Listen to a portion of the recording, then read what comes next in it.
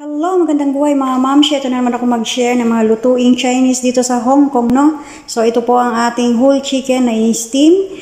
Siya po ay minarinate ko ng chicken powder within 30 minutes, no? Pero pag mahabang oras, mas maigi, mas matagal, no?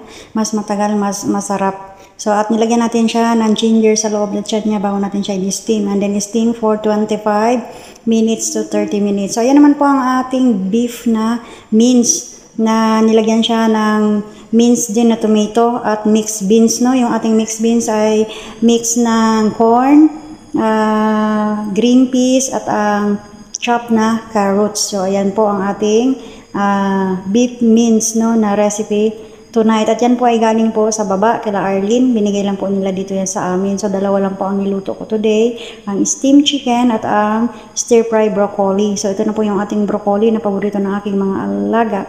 So ginisa ko lang po yan na wala pong sibuyas at bawang. Sa oil lang po kasi hindi po kami gumagamit ng sibuyas at bawang dito. At ayaw ng aking madam ang amoy ng sibuyas. Pagka garlic pwede pa. So ayan, nilagyan ko lang din siya ng konting chicken powder para magkalasa. So ayan na guys, ang ating mga niluto today, no? So ayan, I hope magkaroon kayo ng idea. Paulit-ulit lang naman ang aming mga menu dito. Gaya rin dyan sa atin na paulit-ulit ang ating mga pagluluto, no? So ayan na rin po ang ating chicken na atin pong na-chop na. Meron po yung ulo at paa for plating.